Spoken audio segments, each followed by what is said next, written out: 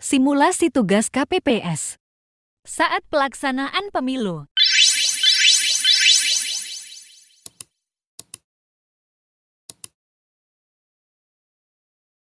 Assalamualaikum warahmatullahi wabarakatuh. Halo teman-teman semua para KPPS ya. Di sini saya akan berikan sebuah simulasi atau gambaran bagaimana cara pembuatan tempat untuk pelaksanaan pemilihan presiden maupun wakil presidennya. Dan di tahun 2024 ini saya juga termasuk dari KPPS ataupun anggota KPPS. Kemarin saya juga telah mengikuti pelantikan dan juga BIMTEK. Di sini sebagai pemahaman saya akan berikan penjelasan buat para teman-teman KPPS mungkin juga masih kebingungan bagaimana nanti dalam pelaksanaannya. Walaupun ini berbentuknya nanti video ini bukan seperti video ilustrasi tapi sebuah gambar yang mungkin bisa kalian simak dengan baik-baik.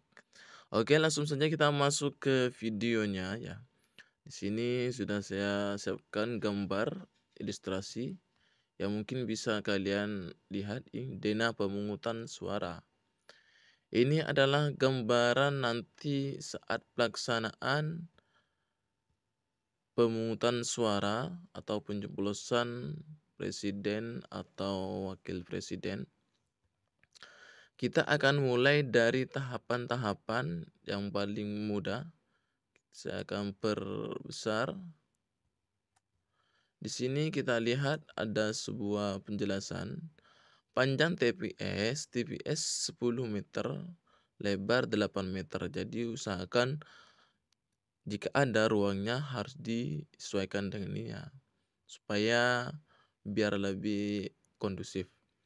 Tinggi meja bilik dan lantai 7,5 sampai 100 cm. Tinggi meja kotak dari lantai 35 cm. Ini adalah kalau kalian mau tahu bilik yang mana yang di sini ya. Ini adalah bilik-bilik pencoblosan ini. Dan di sini sudah ada juga tim pemantau pemilu. Di sini pasti ada mantau baik dari paslon yang sudah dikirim untuk mantau jalannya pelaksanaan pemilu dari setiap TPS. Dan di sini juga para TPS, KPPS harus menyediakan papan daftar pemilih dan juga ini daftar pasangan calon DPR ya, DPD, DPRD provinsi dan DPRD kabupaten. Ini adalah simulasi yang mungkin harus kalian ikuti seperti ini. Ini adalah nomor TPS. Jadi di sini kalian beri nomor TPS ya. Kebetulan nomor saya itu 21. Jadi kalian beri di sini di pintu masuk ini adalah TPS 21.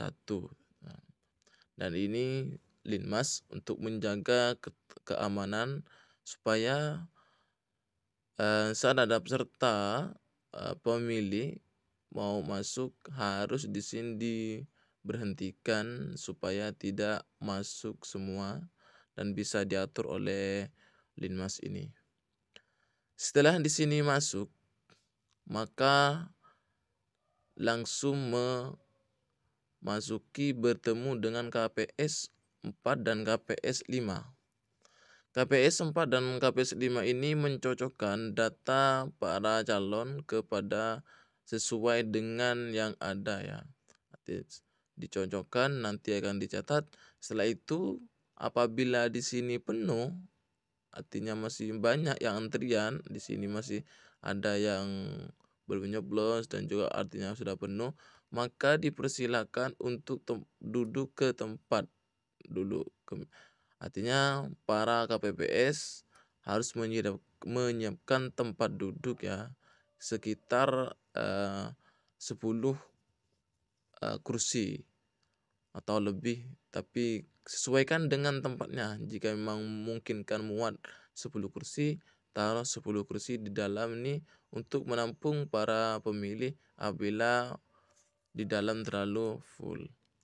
Setelah ini selesai, artinya salah satu sudah keluar, maka silakan yang mengantri itu masuk menuju KPPS 1 dan KPS 2 dan KPS 3.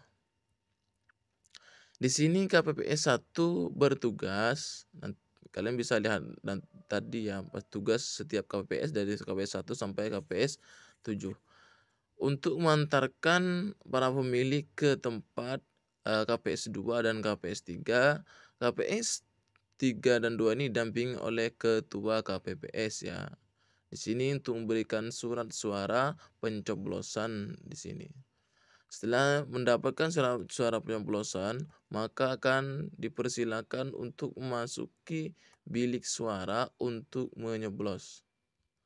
Setelah itu, setelah dicoblos memilih, maka diharuskan memasukkan dan upayakan sebelum keluar dari bilik suara sudah terlipat kembali kertas suaranya, lalu dibawa ke kotak suara, dimasukkan sesuai dengan ketentuan. Artinya jika provinsi, DPR, DPD, DPRD, dan DPRD, dan juga presiden itu harus ditaruh disesuaikan katanya ya, jangan sampai tertukar. Maka KPPS harus memberikan simulasi atau penjelasan sebelum pelaksanaan dimulai. Setelah ditaruh semuanya, masukkan kotak suara, maka sekarang ditujukan ke KPS 7, di mana KPS 7 adalah mencelupkan jari para pemilih ke tinta untuk memastikan bahwa pemilih sudah melaksanakan pencoblosan. Seandainya mau masuk kembali ke sini, sudah terlihat dengan tanda tinta tersebut. Usahakan tintanya yang tebal supaya tidak mudah dihapus. Dan di dalam di sini juga ada pengawas TPS, saksi-saksi dari setiap paslon. Jadi harus dimasukkan ke dalam, dan perlu diketahui bahwasanya saksi hanya ada 1 orang dari setiap paslon. Andaikan ada 2 saksi, maka saksi yang satunya harus ada di luar untuk tidak memenuhi ruangan yang sudah ada di sini, karena semuanya sudah harus tertata seperti ini dan rapi seperti ini tanpa ada saksi yang lebih dari 1. Jika lebih harus ada di luar supaya menjadi saksi cadangan. Setelah selesai maka silakan dikeluarkan, dijaga oleh Linmas juga supaya tentram keluarnya dan tertib juga. Itulah tadi sekilas simulasi pelaksanaan pemungutan suara. Jadi buat para KPS dan anggotanya, ini adalah bilik suara dan tempat pemilihan suara, denah pemilihan suara yang harus dibuat. Dan apabila ingin mendapatkan gambar ini, silakan bisa di googling atau langsung klik di kolom komentar. Oke, terima kasih, semoga video ini bermanfaat. Wassalamualaikum warahmatullahi wabarakatuh.